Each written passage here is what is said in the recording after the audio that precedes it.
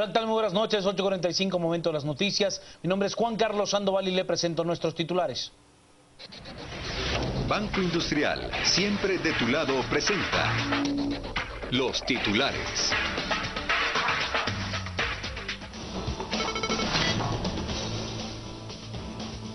Por segunda ocasión, abogados del general retirado José Efraín Ríos Montt evitan su traslado al Hospital de Salud Mental Federico Mora. Miles de maestros comandados por Joviel Acevedo exigen al Congreso que aprueben leyes como la nacionalización de la energía eléctrica y la ley de desarrollo rural. Diversos sectores de la sociedad civil hacen público su respaldo a la Comisión Internacional contra la Impunidad en Guatemala, CICIG.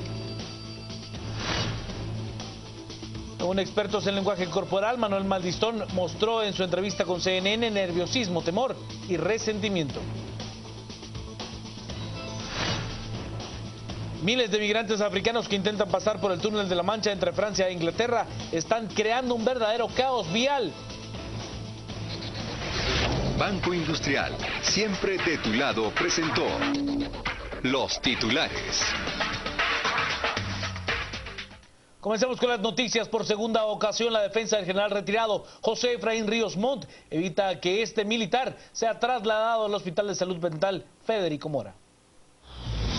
La defensa del ex general Efraín Ríos Montt logró evitar por segunda ocasión su traslado al Hospital de Salud Mental Federico Mora en la zona 18. Según el abogado del ex jefe de Estado Luis Rosales, el amparo se realizó en base al artículo número 3 de la Constitución de la República, el cual defiende el derecho a la vida y estipula que el Estado debe proteger y garantizar la salud de los ciudadanos. Rosales argumentó que el hospital no tiene las condiciones adecuadas para atender a su representado. Si estamos hablando de un hospital que no reúne ninguna condición de higiene, de infraestructura, de seguridad, de mantenimiento, de servicio y equipamiento médico y de la existencia de médicos con las especialidades que requieren la atención de las dolencias de salud que tiene el general, obviamente es un traslado que no puede darse porque se estaría comprometiendo la vida y la salud de él. Momentos de angustia vivió especialmente Suri Ríos cuando personal del Ministerio Público llegó a traer al general a las 11 de la mañana. El proceso se atrasó luego que Suri dijo que se debía esperar al abogado. En la espera, los defensores interponían en la sala cuarta un amparo que logró su objetivo de detener una vez más el proceso ordenado por el tribunal. Ahora se debe establecer si a Efraín Ríos Montt se le traslada a un centro privado para los exámenes respectivos. Las noticias nacionales son presentadas por Azúcar de Guatemala.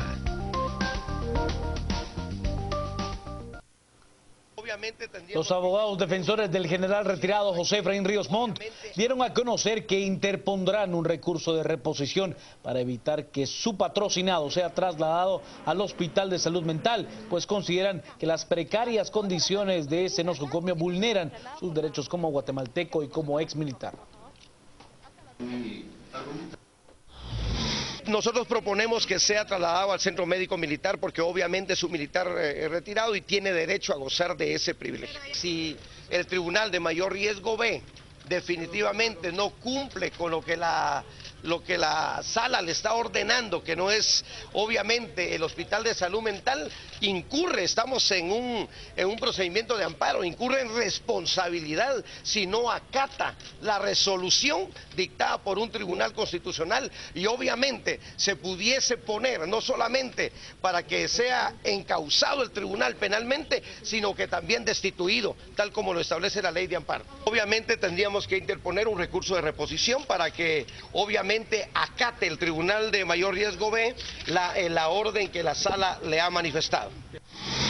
La Asamblea Nacional del Magisterio realizó hoy una protesta. Dentro de sus exigencias está la nacionalización de la energía eléctrica y la aprobación de la Ley de Desarrollo Rural Integral.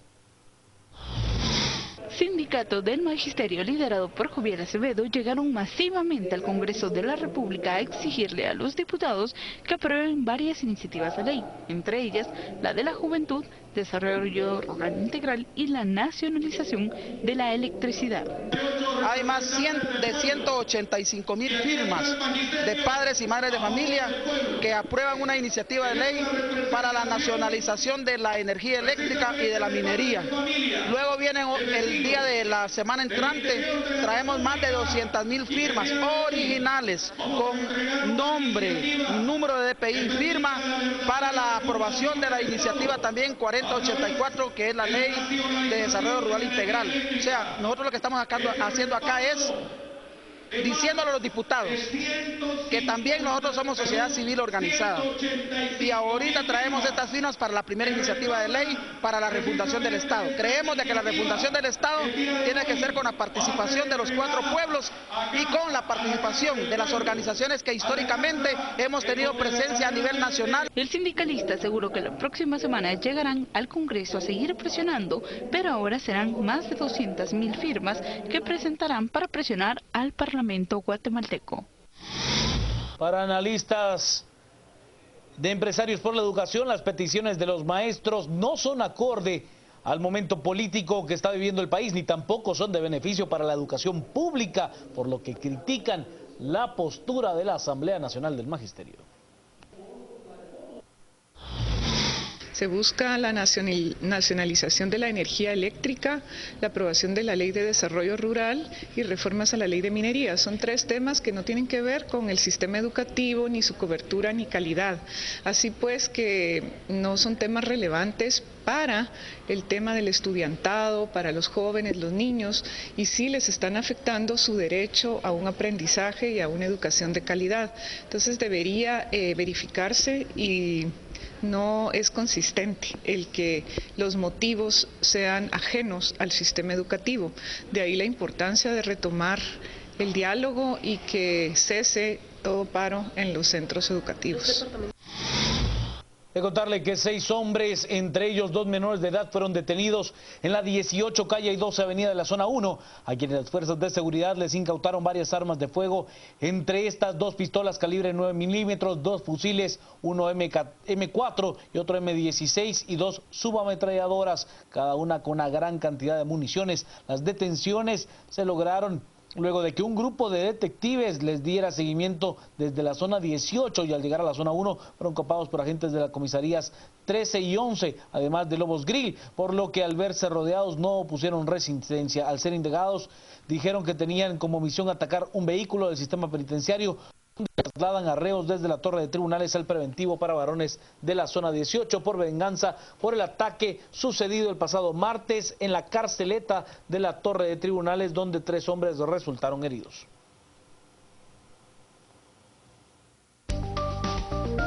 Las noticias nacionales fueron presentadas por Azúcar de Guatemala. Pausa, al regresar más noticias, quédese con nosotros, estamos a las 8:45.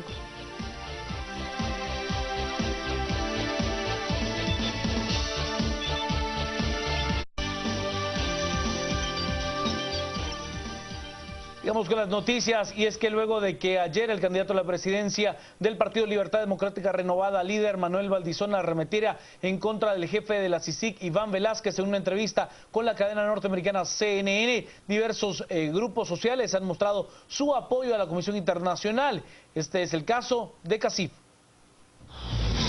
El sector empresarial aglutinado en el CACIF respalda la gestión de la CICIG y la continuidad de Iván Velázquez al frente de la comisión. La postura de los empresarios se da luego de los señalamientos y los ataques por parte del presidenciable del líder Manuel Valdizón. Reiteramos nuestro total apoyo a la labor que está realizando el comisionado Iván Velázquez. Insistimos que los temas judiciales deben llevarse en las cortes y no en las calles ni en otros países.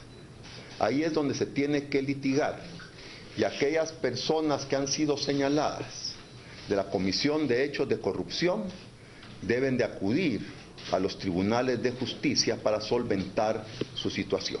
Los empresarios también exigieron a los magistrados de la Corte Suprema de Justicia dar trámite a los antejuicios presentados por el Ministerio Público. A la Corte Suprema de Justicia, que de acuerdo al principio de justicia pronta y cumplida, y atendiendo a su responsabilidad como magistrados, resuelva inmediatamente y de conformidad a derecho sobre el trámite de los antejuicios que han sido presentados para su conocimiento. Los señalamientos contra Iván Velásquez iniciaron luego que la CICIG involucrara a varios diputados del partido líder en actos de corrupción y al mismo candidato a la vicepresidencia, Edgar Barquín. Pero el CACIF no ha sido el único grupo que se ha mostrado a favor del trabajo de la Comisión Internacional. Diferentes sectores de la sociedad civil rechazaron los ataques y los señalamientos contra la Comisión Internacional contra la Corrupción en Guatemala, CICIG, por parte del secretario general y presidenciable del partido líder. Los mismos son catalogados como un ataque contra la comunidad internacional, además de ponerle un freno a las acciones que se han realizado contra la corrupción. Afecta no solo a nivel interno, sino en el ámbito internacional, porque un ataque a la CICIG conlleva un ataque a las Naciones Unidas. La CICIG, como su representante en Guatemala, don Iván Velásquez, no están por su soberana voluntad en Guatemala, están a pedido de Guatemala, del Estado de Guatemala y en el concierto de las naciones, de tal manera que atacar a la CICIG a estas alturas es atacar a la comunidad internacional, atacar a las Naciones Unidas. El ataque de que está siendo objeto no solo a la CICIG, sino el Ministerio Público, es no solo ingrato, sino que creo que demuestra que las autoridades en el tema de la investigación, sobre todo en la parte de los financiamientos hacia los partidos políticos, el origen de los financiamientos, van por la ruta correcta. Tanto el Ministerio Público actual, bajo el mando de la fiscal general Telma Aldana y la CICIG, están haciendo un trabajo que los guatemaltecos no hemos hecho en muchos años. Yo vengo del proceso de paz, de los acuerdos de paz, y nosotros en esos acuerdos de paz insistimos que tenía que haber una comisión internacional de justicia aquí en Guatemala para garantizar, acabar con todo ese montón de grupos de poder que existen paralelos al Estado de Guatemala. ¿Se respalda Iván Velásquez? Nosotros estamos respaldando a la CICIG como institución. Si ahorita es don Iván Velásquez el representante, al apoyar a la CICIG estamos apoyando a él también, eso no es ningún problema. Algunos no descartan la posibilidad que en el futuro se dé la destitución de la fiscal general si es que gana las elecciones el partido líder. Todos debemos salir en defensa tanto de la CICIG como del Ministerio Público y de las figuras que están además a la cabeza de ambas instituciones, porque si en este momento este personaje ha emitido opinión contra Iván Velásquez, no me extrañaría que inmediatamente, si él cree que puede ganar las elecciones, inmediatamente pretenda destituir también a la fiscal. Y hay que recordar que ambos están jugando un buen papel y ahorita la opinión pública, la sociedad en su conjunto, debe volcarse a apoyar a ambos, tanto a Telma Aldana como a Iván Velásquez. El representante de la Organización de Estados Americanos en Guatemala habló acerca de la visita de Manuel Valdizón a ese organismo. Juan Pablo Corlazoli, jefe de la misión observadora electoral de la Organización de Estados Americanos, OEA, en nuestro país, señaló que la CICIG no tiene nada que ver con ese organismo internacional, pero debido a que el candidato Manuel Valdizón pidió una audiencia, se le concedió y escuchó sus planteamientos. Pero no depende de ellos ver el tema de la Comisión Internacional contra la Impunidad en Guatemala. La CICIG no tiene vínculo institucional con la OEA, es más bien una expresión muy particular, muy especial, muy singular en el contexto de modalidades de cooperación que desarrolla la Secretaría General de las Naciones Unidas. Entonces a la OEA no le compete, no es parte del mandato que tiene la OEA el procesar petitorios como el que usted menciona. De contarle que el experto en lenguaje corporal, Eduardo Castillo, también explicó que el presidenciable líder Manuel Valdizón tuvo un desborde de emociones y mostró incongruencia en sus declaraciones, principalmente cuando habla respecto a la reunión con representantes de la OEA. Otro de los gestos que permanecieron durante la entrevista fue el parpadeo. Según Castillo, es una muestra de nerviosismo y temor. Lo mismo reflejó cuando humedecía los labios constantemente. A nivel del lenguaje corporal fue una entrevista realmente muy interesante. Lo primero que podemos ver son gestos de nerviosismo y temor durante toda la entrevista. Uno de los gestos recurrentes es el hombro. Cuando nosotros, por ejemplo, estamos hablando del lenguaje corporal y nos dicen, mira, perdiste el examen, ¿te importa? Bueno, esto es no me importa. Cuando Valdizón habla acerca de que la reunión fue un éxito, él levanta el hombro. Eso nos indica a nosotros que parece que la reunión no fue tan el éxito que él dice o afirma tener. Como en nivel del lenguaje corporal estamos anexados a nuestras emociones, cuando nosotros parpadeamos mucho, es porque nuestro cerebro se intenta concentrar y seguir hablando. Eso se traduce en un nerviosismo producto de un temor. Una persona que parpadea normalmente es porque tiene un problema visual, pero en este caso él tiene sus anteojos puestos, entonces podemos descartar esto. Otro gesto muy recurrente que él tiene es esto. Cuando es de deseo, hago esto. Cuando es de miedo, cuando es de temor, es esto. Este es un gesto que evoca dos cosas. Uno, cuando somos bebés y recibimos pecho, buscamos esto porque necesitamos esa sensación de alimento y seguridad que nos protege en la parte más profunda de nuestro cerebro primitivo. La otra es una microcaricia que se conoce en el lenguaje corporal, que es para darme a mí esa sensación de tranquilidad. Entonces, cuando él habla en varias ocasiones, que vamos a ver, él hace esto. Antes de hablar, esto se traduce en, vamos chico, tú puedes, confía en ti, sigue hablando, vamos, adelante.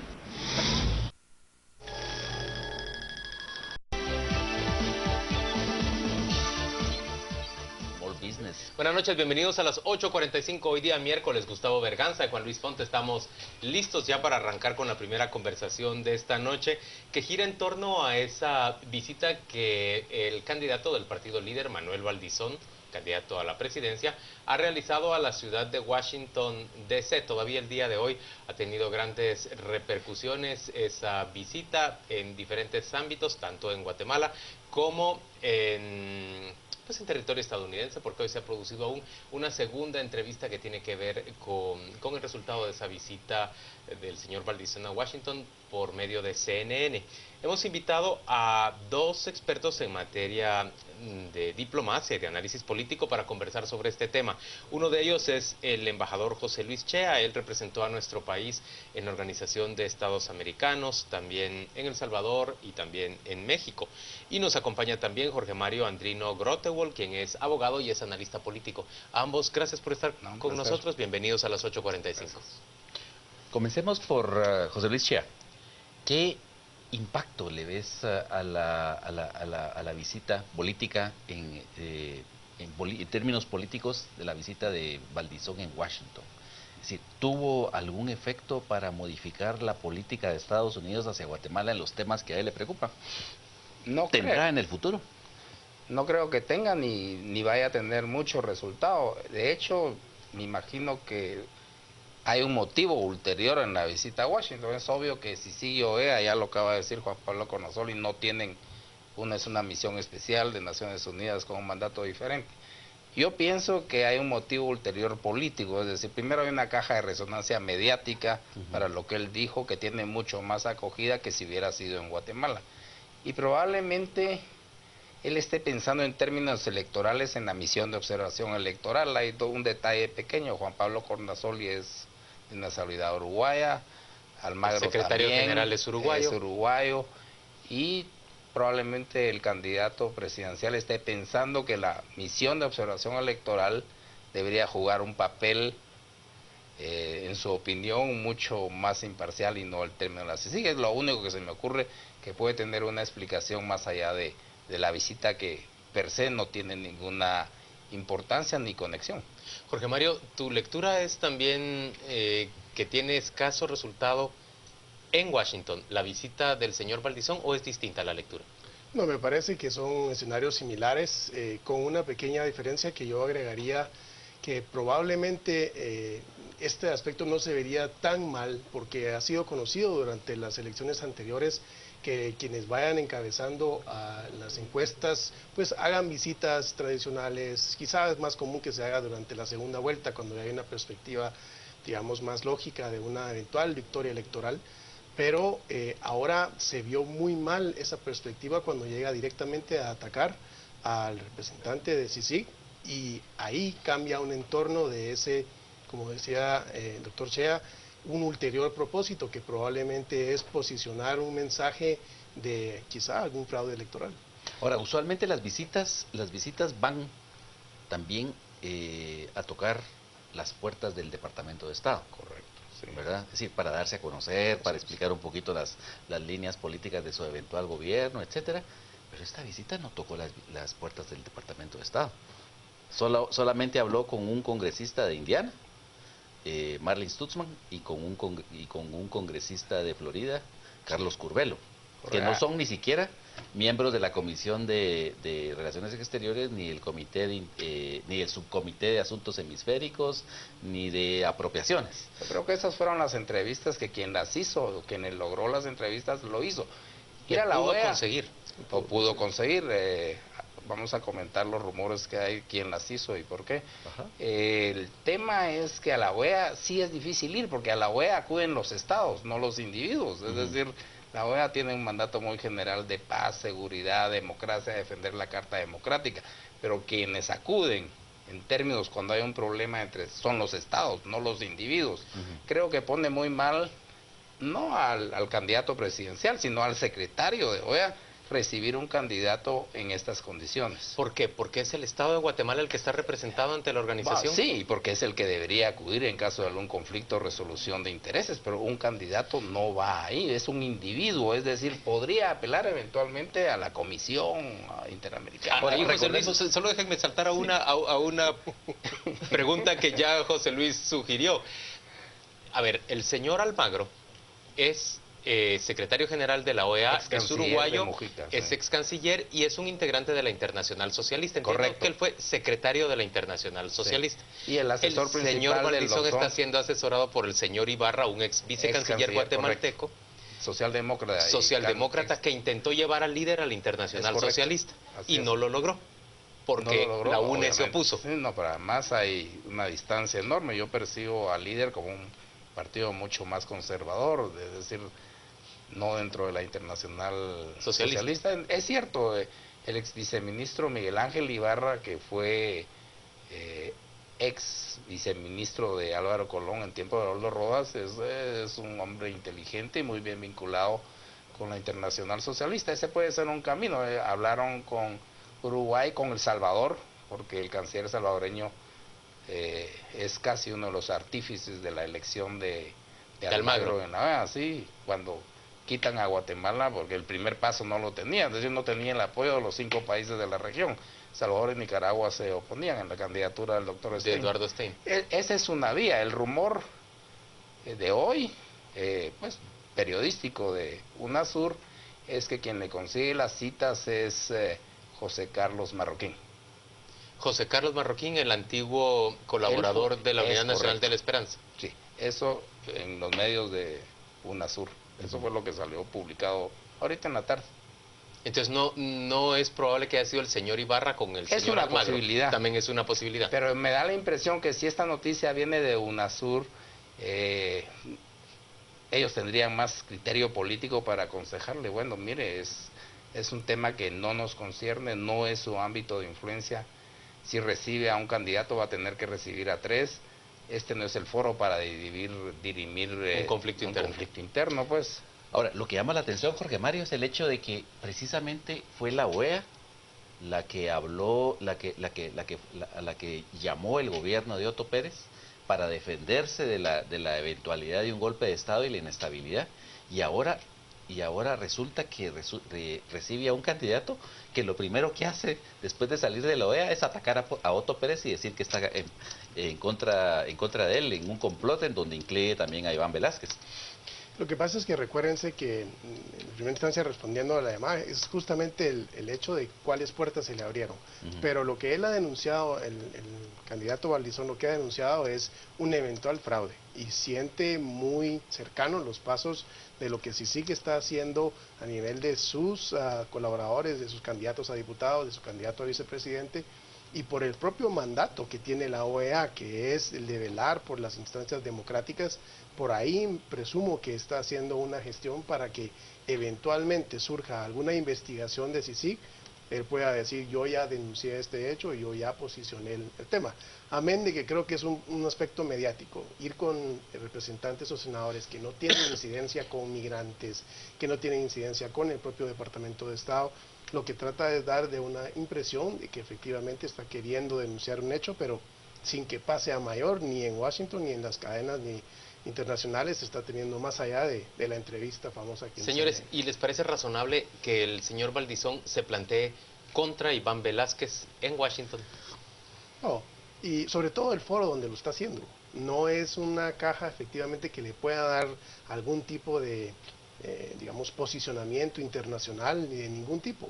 Lo que han hecho las personas que le han escuchado, sobre todo el secretario general Almagro, lo que ha hecho es pues decirle, estaremos con una misión ya establecida, nombrada, instalada en Guatemala y pues estaremos prestos a cualquier circunstancia, pero ha sido muy claro Juan Pablo Corlazoli aquí cuando ha dicho no hay vinculación entre la CICIG y la OEA más que un apoyo institucional a nivel de la comunidad internacional. A ver, otra contradicción más.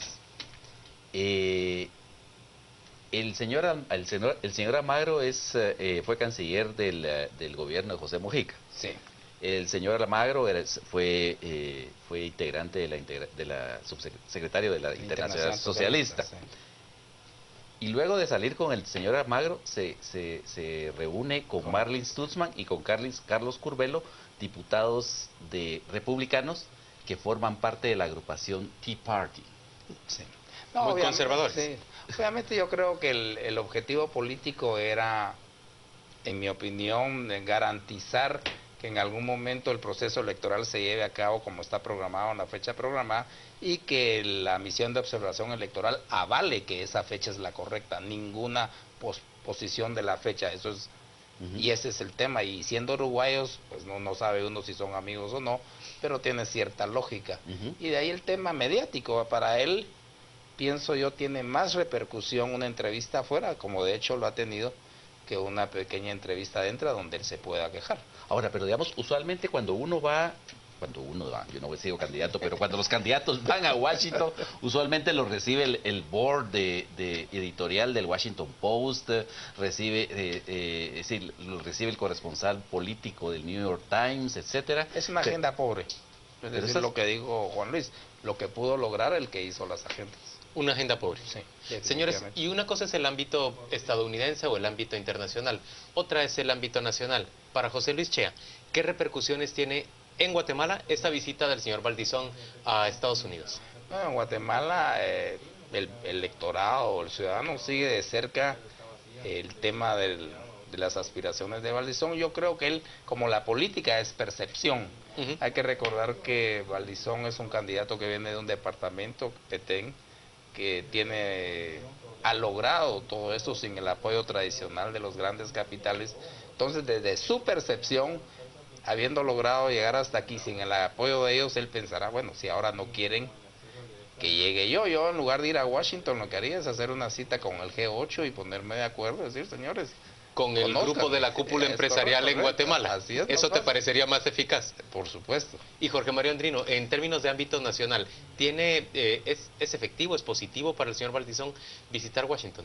Bueno, me parece que no ha tenido ningún efecto positivo, por lo menos en lo que se conoce mediáticamente. Las redes sociales han estallado en su contra, en su gran mayoría, y quizá el objetivo que él tenga para este grupo en Guatemala es posicionar que su candidato está haciendo una visita a nivel internacional muy grande, pero eso es para un electorado que quizá ya está con él, que está tratando de entender por qué hay un ataque sistemático en su contra, pero no tiene más incidencia que la que efectivamente pensemos en una agenda muy limitada y que no tendría más allá de probablemente hacerlo mediático. Ahora, ¿le interesa al electorado de Valdizón realmente la proyección internacional de él? Pero no es una proyección, a mí me parece que lo que él ha llegado a decir, porque él hizo dos denuncias muy particulares. La primera dijo que había un complot y un ataque político, y luego habló de que derivado de ese complot hay un eventual fraude. Para mí esa es la vinculación más allá de dar una imagen de que efectivamente está teniendo relaciones internacionales o fortalezas, lo que está buscando es posicionar una eventual noticia que la CICIG pueda hacer que se decline esa candidatura y con ello indicar que hay una denuncia de fraude. Sí. Eso es quizá la defensa y regresar a su electorado y decir, yo ya me quejé, yo ya fui, yo ya denuncié y lo hice al más alto nivel. Y bueno, eso es lo que estaría pasando. Esa es la presunción. En la comunidad internacional además no vota, los que votamos somos los guatemaltecos, pero obviamente la mayoría de candidatos hace ese esfuerzo, por lo menos los guatemaltecos, para forjarse una imagen de estadista, un hombre bien vinculado, que reciben todos los gobiernos, pero en este caso no era el foro apropiado ni en el momento adecuado para lo que se ve, para lo que no sabe y no sabemos, probablemente hay otras motivaciones. José Luis, ¿qué consecuencias puede tener para el señor Valdizón iniciar un gobierno, en el caso de que él gane, con una comisión internacional contra la impunidad que tiene al frente a Iván Velásquez? Va a serle muy difícil el trabajo a su futuro canciller. Va a tener que una labor de lobby muy grande y obviamente comienza, no con el pie izquierdo, pero con mucha presión para hacer las cosas bien. Y sobre todo, me imagino que la presión de él en estos momentos es llegar al 6 de septiembre en la papeleta presidencial completa con su vicepresidente, y de ahí, si pasa segunda vuelta y gana, obviamente gobernar nunca ha sido fácil, más en este país, pero obviamente va a tener que negociar y ceder y demostrar que puede hacer un gobierno con buena gente, pues. Ahora, Jorge Mario, en el caso de que insista con su petición de remover a Iván Velásquez de la CICIG, es decir, puede tener éxito él como presidente si llega a la presidencia. Bueno, no debiera, pero en realidad esto sobrepasa un aspecto ya jurídico porque va hacia el ámbito de un representante del Estado en donde dice esta persona es non grata. Recordemos, o sea, digamos, sí tendría basamento. Tendría digamos, un fundamento en esa representatividad, esa legitimidad de ser presidente del país, de decir sí a una comisión, pero esta persona no. Ahora, lo que va a pasar es que hay una secuencia social que se le va a ir totalmente encima, desde la oposición política, desde sectores sociales, porque vemos que la actitud del comisionado hoy por hoy es muy correcta, es muy adecuada. Entonces entra un conflicto muy fuerte, veremos cuál es su estrategia política. Hoy por hoy es de tratar de desposicionar al comisionado como persona, no tanto a la comisión, porque se debe a que quiere manifestar que hay un apoyo ahí, pero sí se avisora mucho conflicto al inicio de esa gestión, conflicto que inclusive puede llegar a un nivel legal o internacional. José Luis Chea, ¿y la Organización de Naciones Unidas aceptaría que le digan ya no queremos a ese comisionado, tráiganos uno que sí nos guste? No, es generarse más anticuerpos. Obviamente estos nombramientos son producto de un trabajo político muy elaborado y sobre todo en el caso particular del comisionado Velásquez, que encima ha logrado articular el apoyo de muchos sectores desde el sector privado hasta la sociedad civil, pasando por lo institucional del MP. Lejos de ganarte apoyo, lo que te estás ganando es un montón de anticuerpos. No creo que tenga apoyo ni que lo cambien. Sí, porque digamos ahorita lo que uno ve es que incluso el CACIF, que no estaba muy convencido ni siquiera de la existencia de la CICIG, ahora ya apoya también al comisionado Velásquez. Lo apoya, perdón, que pienso yo, por muchas razones, en particular esta, pero además porque originalmente la CICIG estaba para los grupos paralelos que en los casos anteriores estaban vinculados a los militares y al narcotráfico, pero en este caso el grupo paralelo de aduanas coincide muy bien con los intereses del sector privado de evitar contrabando. Es más light, es más asequible y tiene mucho más facilidad de ser aceptado por todo el mundo. Yo creo que el apoyo del CACIF es positivo en este también, pero la razón es que el grupo paralelo es distinto. Cuando fue en el caso de las estructuras paralelas del ejército y en particular casos muy difíciles, ese apoyo no lo tenía la CICIG, además por la personalidad de los antecesores del señor Velásquez, ¿verdad? Jorge Mario, en términos generales, ¿el señor Valdizón tiene posibilidad de salir de este brete en el que él se encuentra metido en este momento confrontado con CICIG, confrontado de alguna manera con la Embajada de Estados Unidos, confrontado incluso penalmente con la Fiscal General de la República y confrontado con muchos sectores que sí expresan apoyo hacia Iván Velázquez. Me parece que va a tener que hacer un proceso de negociación posterior y dependiendo si efectivamente se cumplen los plazos y las fechas de las elecciones. Me parece acertado lo que decía el doctor, que su objetivo principal de él hoy es que ese 6 de septiembre efectivamente salga por la intención de voto que se pretende, pero después de eso, si resultare electo o inclusive en esa etapa entre septiembre y noviembre, va a tener que hacer un proceso de negociación, de ajuste, quizá, digamos, tratando de conciliar ciertos intereses y dejando ir a personas que están cercanas a él y que están bajo investigación.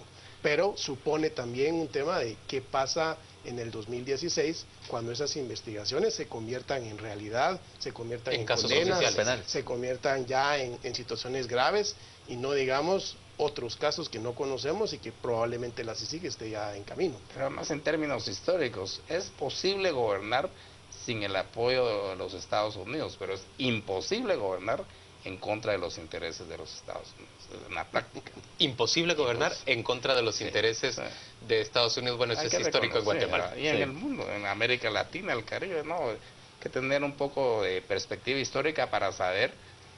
¿Y tu impresión es que Valdizón se está planteando en contra de los intereses de Estados Unidos? En este momento, él no es que él se plantee, él percibe, asumo yo, una alianza sí, sigue embajada de Estados Unidos y el sector privado, cúpula, que no le perdona, según él, que sea un candidato externo proveniente de la provincia, que no recurrió al apoyo económico tradicional de algunos sectores. Entonces dice, bueno, sí, pues se unieron y están contra mía.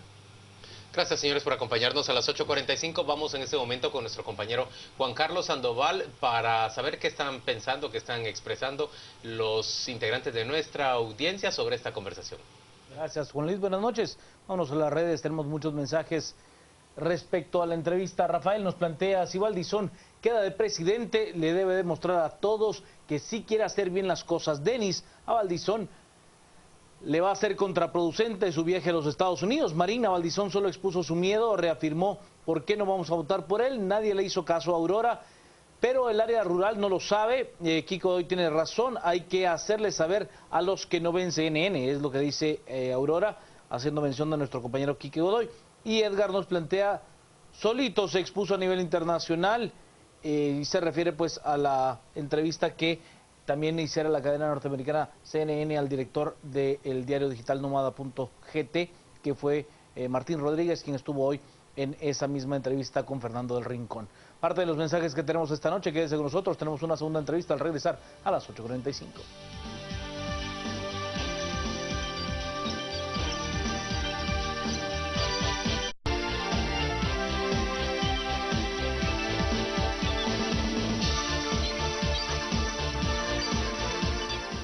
A las 8:45 queremos conversar ahora sobre el proceso de antejuicios que ha sido planteado. Más bien, los antejuicios han sido planteados tanto por la Comisión Internacional contra la Impunidad como por el Ministerio Público y se refieren a por lo menos 6 diputados al Congreso de la República y a un candidato a la vicepresidencia, al señor Edgar Barquín, quien es compañero de binomio otra vez de Manuel Valdizón, de quien ya hablamos en el segmento anterior. Hemos invitado a 2 expertos en materia constitucional. Se tratan de Mario René Archila Cruz, quien es abogado con esa especialidad, y Oscar Comparini, quien tiene esa especialidad, pero además fue ya magistrado de la Corte de Constitucionalidad. Gracias a los 2 por estar con nosotros. Bienvenidos. Muchas gracias, un gusto. ¿Hay algún plazo específico para que la Corte deseche o le dé trámite a un antejuicio, Mario? No hay ningún plazo específico para que la Corte tome la decisión de admitir para su trámite el antejuicio y nombrar juez pesquisidor. El único plazo es el que le da la ley al juez pesquisidor para rendir su informe. Ese es el único plazo establecido en ley. ¿Y ese plazo del juez pesquisidor cuánto es? Si no estoy mal, son 60 días. 60 días. Señores, ¿puede la Corte Suprema de Justicia decir que no ha lugar una solicitud de antejuicio en contra del candidato vicepresidencial del partido líder o en contra de los diputados que se encuentran en ese predicamento? Puede. Sí puede. Puede. Que sea justificado y que sea legal y que sea moral, ya es otro cantar.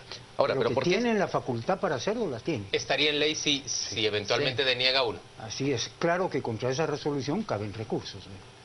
Ante la Corte de Constitucionalidad. Primero ante la propia Suprema, que creo que cabría una aclaración y ampliación, ¿verdad, Mario? Es correcto. Y una vez agotado eso, pues contra la Corte de Constitucionalidad, en la Corte de Constitucionalidad. Ahora, me gustaría hacer una acotación ahí. Es decir, la declaratoria de con lugar o sin lugar del antejuicio, o sin lugar del antejuicio, es un pronunciamiento de fondo que debe hacer la Corte Suprema de Justicia hasta que recibe el informe del juez pesquisidor. Entonces, en este momento estamos en que si existen indicios de la comisión de un delito y de la participación en ese delito de la persona contra la que se plantea el antejuicio, la Corte lo único que debe hacer es darle trámite a ese antejuicio y nombrar juez pesquisidor. O sea, digamos, en ese caso no se puede escapar de nombrar el juez pesquisidor. Así es. Ahora, Oscar, ¿por qué razón se resiste la Corte hoy que ya falló a favor de nombrar pesquisidores para 11 antejuicios? ¿Por qué no quiso dar hoy los nombres? Y dijo, sí, ya resolví, pero mañana les voy a contar de quién se trata. Yo creo que por vergüenza. Sí. Si los denegó. Ajá. Es que es terrible, es como decía Mario, la Corte en esta etapa, que es una etapa preprocesal, por decirlo así, solo tiene que nombrar juez pesquisidor, nada más. La ley no le da facultades para denegar per se, ni le da facultades para hacer una investigación previa, esa le toca al juez pesquisidor. Ya con el informe del juez pesquisidor, como bien dice Mario, entonces ya pueden tomar una decisión de fondo. Pero negarse ahorita a tramitarlo y a nombrar al juez pesquisidor es tomar una decisión de fondo cuando estamos iniciando de forma el trámite. Señores, ustedes ambos leyeron seguramente el campo pagado o el comunicado más bien que la Corte Suprema de Justicia emitió el día de ayer, en la que reclamaba respeto para su autonomía, para la soberanía del país, que había colocado en sus manos pues la administración de la justicia.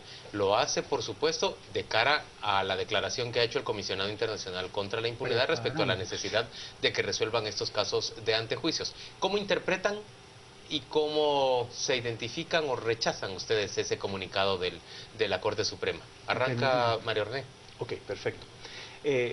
Yo creo que formal y materialmente es un comunicado correcto, es decir, la Corte Suprema de Justicia tiene absoluta independencia y no debe estar sujeta a ninguna presión. Es así como yo quiero entender esa expresión de la Corte Suprema de Justicia, y no quisiera entender que hay un motivo en el fondo que nos esté preparando para darnos una sorpresa.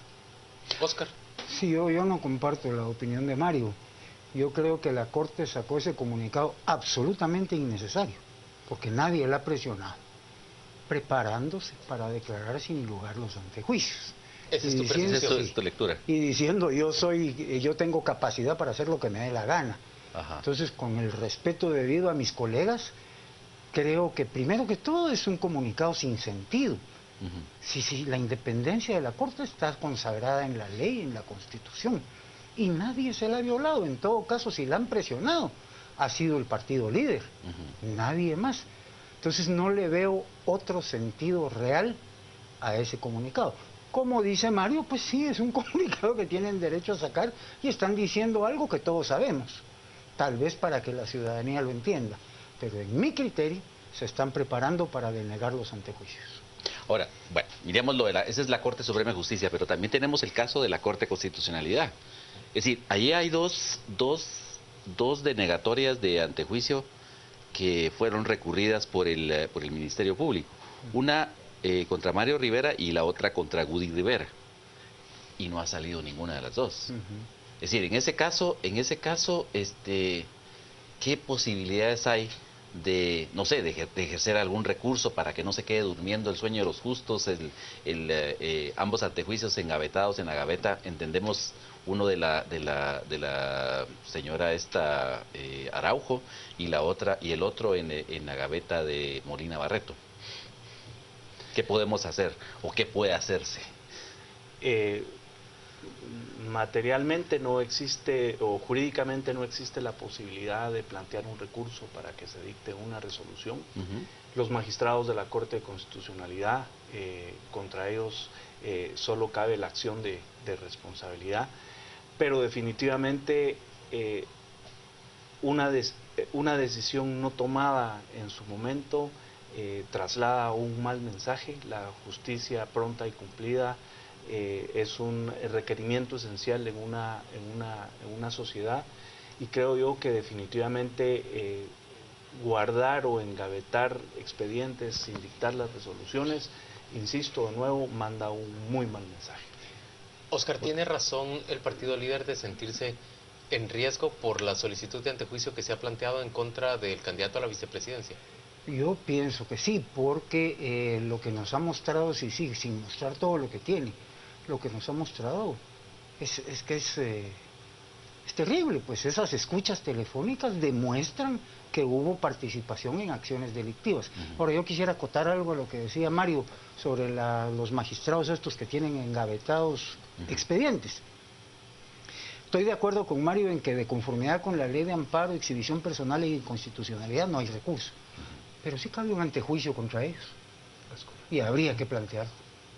Ahora, ¿los antejuicios se plantean ante la misma Corte de Constitucionalidad? Ahí sería contra la Suprema, ¿verdad? Ahí conoce ante la Suprema. Ante la Suprema. Sí. Conoce la Suprema de los casos en contra de magistrados de la CC. En contra de los magistrados de la CC, exacto. Y planteado el antejuicio, pues yo me imagino que se preocuparán y lo acelerarán, eso por un lado. Por otro lado, habría que ver cuál va a ser la composición de la Corte en el momento en que conozcan el tema. Son 7 magistrados. Y ya nos demostraron que están divididos. Si tocan 2 titulares como Gloria Porras, tocan suplentes como el licenciado Medina, yo creo que los van a declarar con lugar. Porque además proceden, ¿verdad?